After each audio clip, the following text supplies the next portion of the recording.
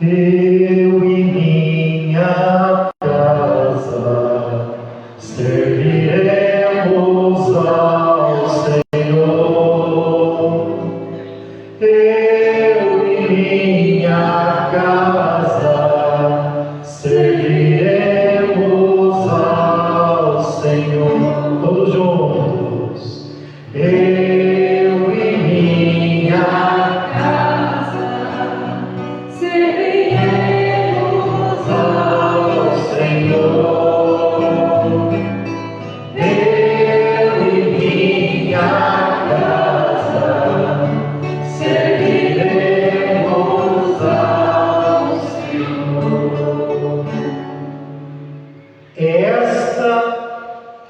testemunho que Josué, diante de uma assembleia cheia de gente importante, tem coragem de dizer: eu não sei vocês, se quiserem continuar assim, que continuem, cada um tem a sua responsabilidade, mas ele diz: eu e minha casa, nós vamos servir o Senhor. Por mais difícil que seja, por provações que nós passamos, nós não iremos seguir esses falsos deuses que não levam a nada, até faz um carinho momentâneo, mas não nos salva. Estamos no dia em que Josué, num lugar importante chamado Siquém, ele reúne juízes, magistrados, chefes, anciãos do povo, e lá eles se apresentam diante de Deus. E Josué falou ao povo, a todos que lá estavam, talvez porque eles deviam estar reclamando de servir o Senhor. Há uns domingos atrás, o livro do Êxodo trouxe um povo murmurando no deserto. Aqui também devia ter muita reclamação, sempre tem. E Josué, ele tem coragem de dizer quem ele está servindo. Hoje não tem muito essa coragem de alguém dar as claras e dizer: olha, eu sou católico, eu sirvo a Deus, eu vou na missa, eu faço parte dessa pastoral, vai ter um retiro que avisa os outros porque é importante. Não, muito pouco de quem faz isso hoje. Josué tem coragem de dizer, porque ao dizer, ele dá testemunho do que ele está vivendo, e o testemunho é que vai ajudar aqui no final os outros se converterem, de seguir esse caminho também. Se não há testemunho, como que os outros vão saber o que você está seguindo? Quem não sabe o que segue, segue qualquer coisa. E Josué, consciente, diz para eles assim: vocês vão seguir os deuses que vossos pais serviam lá na Mesopotâmia. A Mesopotâmia é um lugar que tem muita água, falsos deuses, ou ainda os deuses dos amorreus. É o da Mesopotâmia, é o dos amorreus. Qual os deuses que tem hoje? Tem muitos, né? Muitos deuses. E aí ele pega e diz assim: quanto a mim, ele não tem medo de falar dele. Ele não tem medo de quem vai entrar na casa dele, seja quem for. Na casa dele tem um crucifixo. Pode entrar um evangélico lá. Aqui é minha casa. Aqui quem manda sou eu. Ou melhor, aqui quem manda é meu Deus. Aqui tem um crucifixo. Seu parente é de outra religião, problema dele. Aqui em casa tem imagem de Nossa Senhora e de outros santos. Não é para mim adorar, de forma alguma. É para ver a vida deles e ver se eu fico um pouquinho melhor. Eu tenho Eu levo os sinais da minha fé, às vezes. É claro que camiseta, crucifixo é um sinal bonito, mas não tem sinal maior do que a vida. A vida é maior, é o maior sinal. Josué então está falando: quanto a mim, você tem dito isso por onde você passa, na tua família? Quanto a mim e a minha família, nós serviremos ao Senhor. Você tem conseguido juntar as mãos da sua família para servir o Senhor junto, você e sua casa? Esse talvez seja o grande milagre que alguém vai fazer, talvez no decorrer de uma vida. Às vezes só consegue no final, às vezes até no leito da morte. Às vezes essa é a sua missão, de levar a sua família, como você, a servir o Senhor. E aí eles falam assim: longe de nós abandonarmos o Senhor para servir os deuses estrangeiros. Nós também vamos servir. Claro que deve ter alguns que devem ter demandado diante dessa fala forte, né? Dá uma olhada no desenho do seu folheto, senão os caras desenham isso, a gente nem olha, né, coitado? A figura maior é a de Jesus, está vendo? Diante dele está Pedro. Ele está falando, olhando no olho de Pedro. Pedro olhando no olho dele. Quando você for falar algo sério, como essa frase de Pedro, olha como a primeira leitura do Evangelho, eles se ligam tanto. Josué falou: eu e minha casa serviremos ao Senhor. O que Pedro vai falar? A quem iremos, Senhor? Está falando olhando para Jesus. Só tu tem palavra de vida. Então quando você for largar da tua esposa, quando você for largar do teu esposo, quando você abandonar os seus filhos na droga, quando você deixar as pastorais da igreja, antes de ir falar para o padre, vai lá, fala no olho de quem te chamou. Fala para Jesus primeiro, igual o Pedro está falando, olhando para ele. Mas você está percebendo que aqui tem dois caminhos? Tem gente que está indo embora, está percebendo? Olha no desenho. Não tem gente que está indo embora? E tem um grupinho ali que ficou, que são os apóstolos. Os outros estão indo embora. Então não se assuste, porque o caminho de ir embora e o caminho de quem vai ficar, cada dia mais vai se tornar espaçoso. Os que vão embora serão maiores.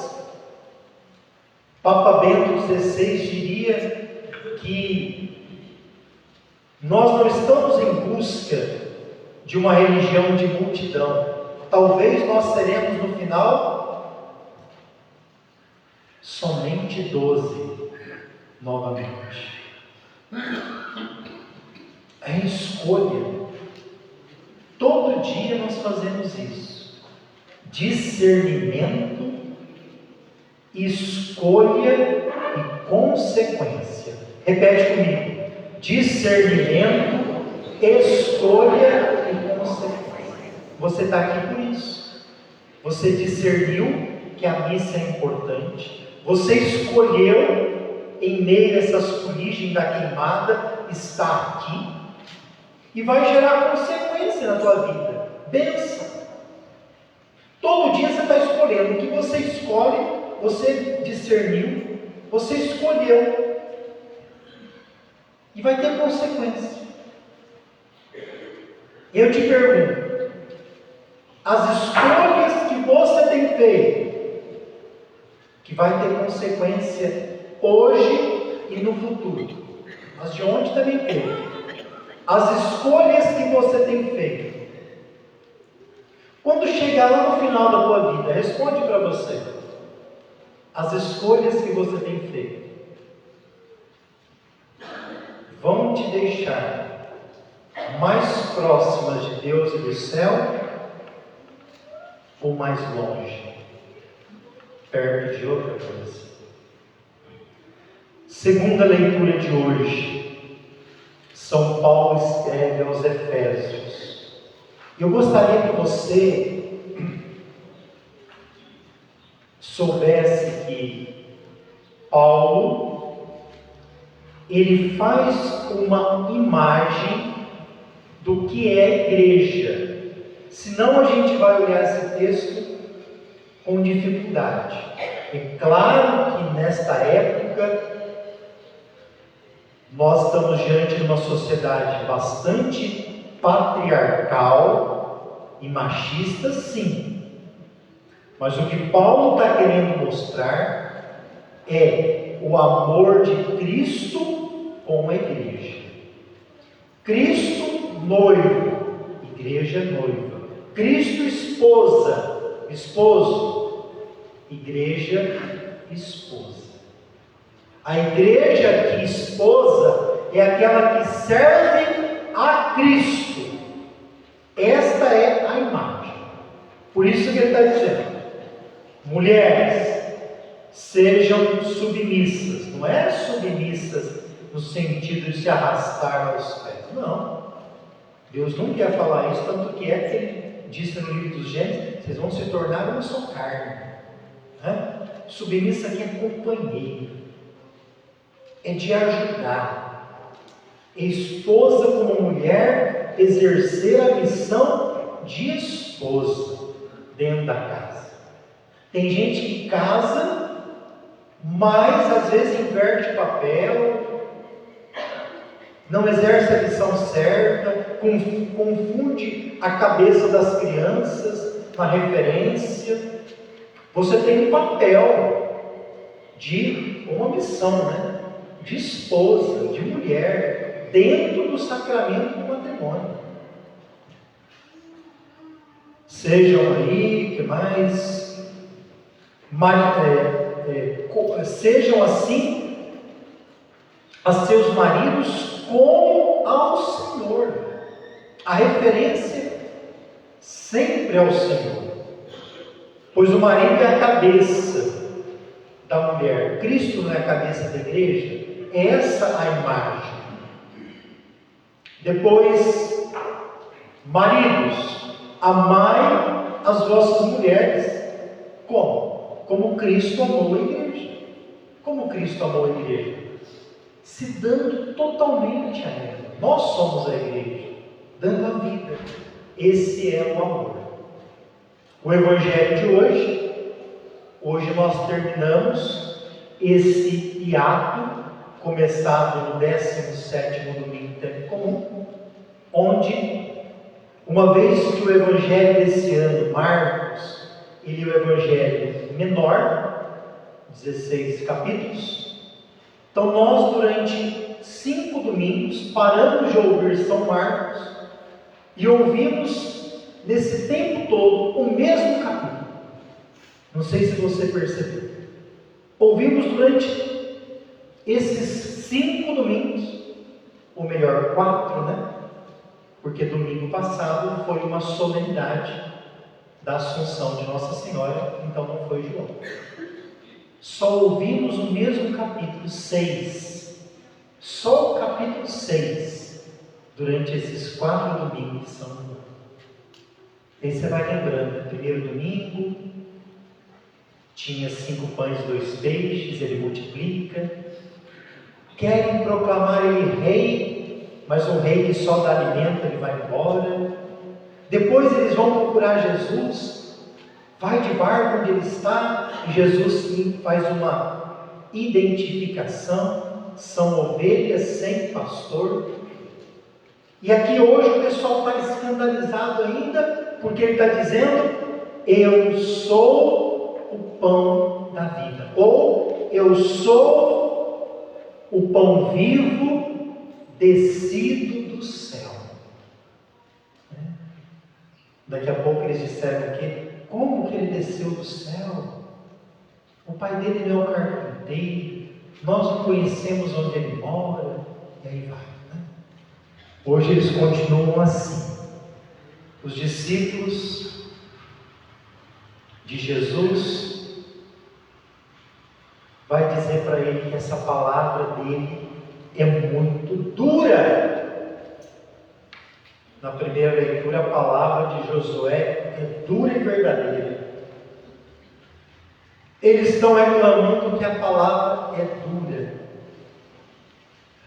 Hoje nós vivemos uma época em que as pessoas não querem mais se converter ao Evangelho.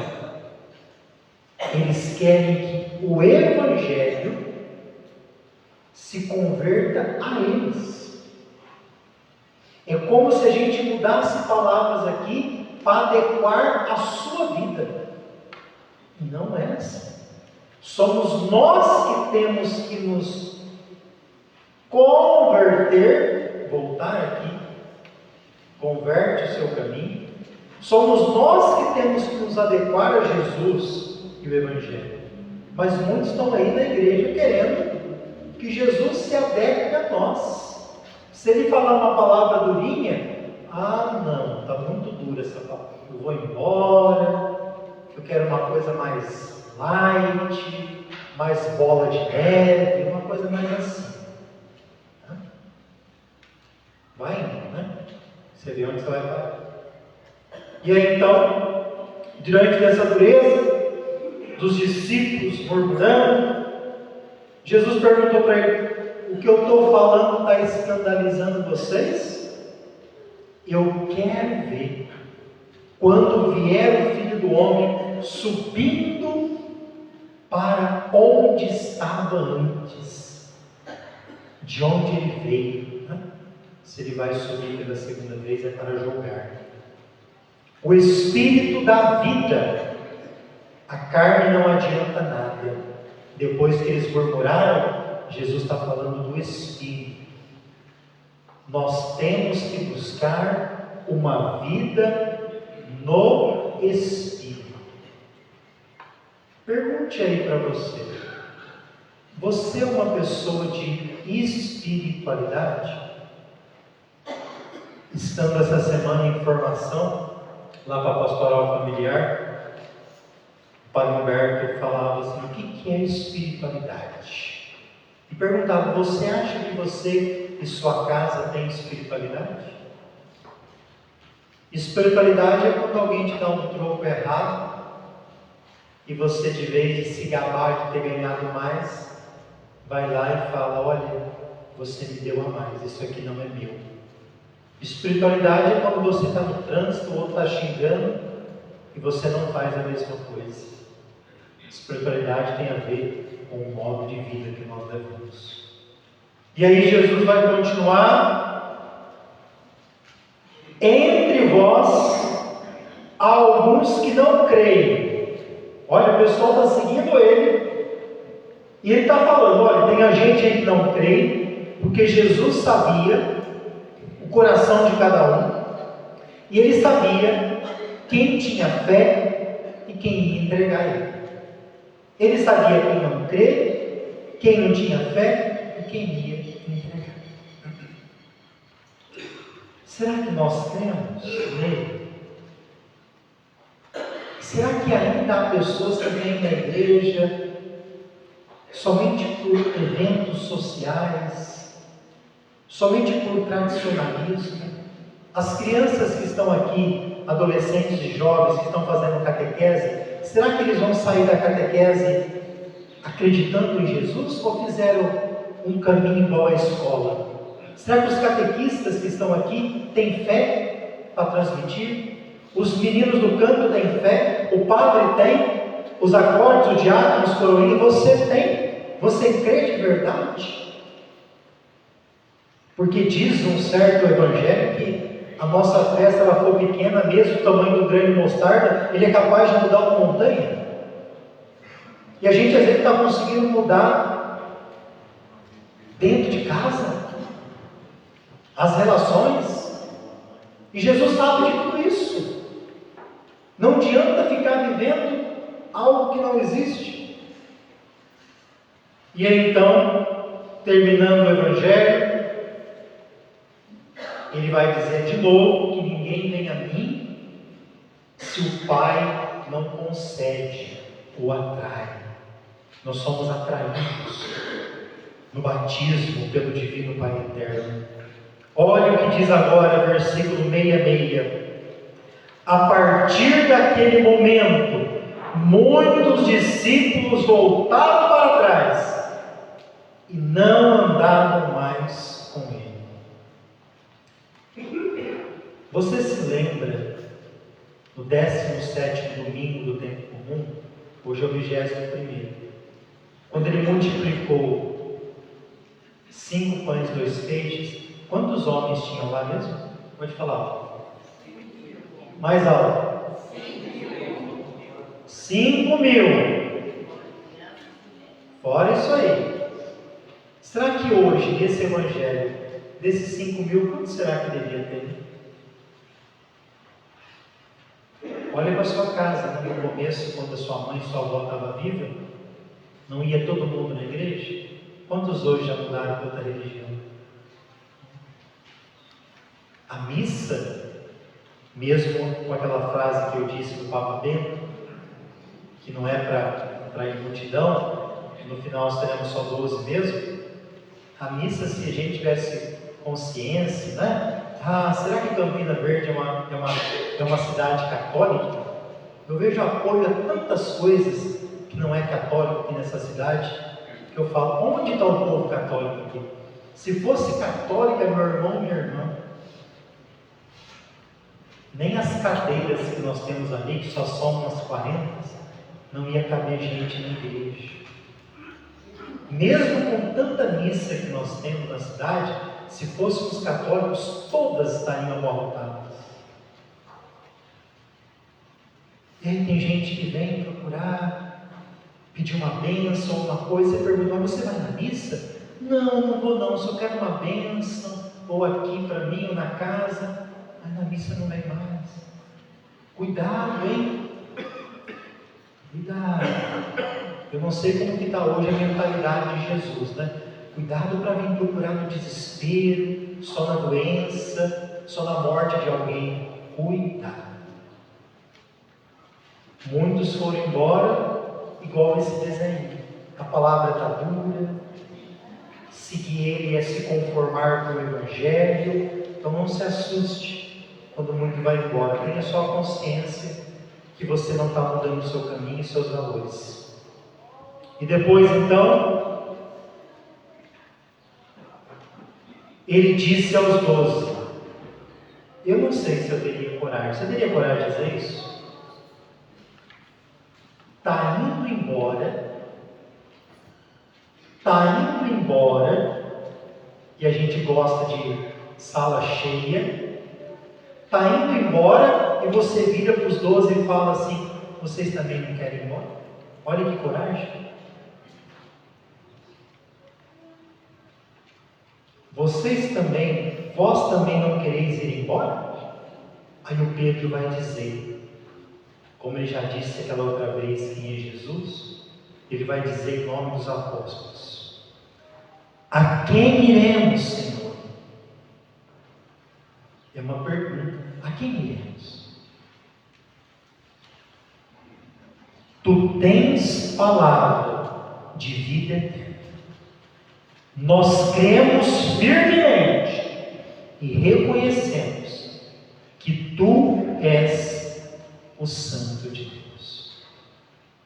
Oxalá que nós possamos fazer essa profissão também de fé, de ter consciência que não tem outro lugar para ir, senão a Ele, e que Ele tem palavra de vida eterna. Vamos ter uma musiquinha então disso? A quem iremos nós? Quem iremos nós? A quem iremos nós? Só Tu tens palavras de vida eterna. É uma coisa assim, né? Depois a gente aprende. Hoje então nós agradecemos a vocação dos catequistas, dos leigos e leigas, que oxalá que diante do desafio de muitos ir embora, possam continuar aí servindo ao Senhor. Cuidado com esse tempo que tem queimado. Ontem eu liguei minha mãe assustada, porque lá em Olímpia, na região, tem muitos focos de incêndio. Então, esses problemas respiratórios vêm, né? Oxalá que não seja pessoas fazendo isso. Imagina pessoas conscientes colocando fogo, aí é crime, né? Então está muito seco, não jogue nada que possa causar esses. E conscientize as pessoas. Louvado seja o nosso Senhor Jesus.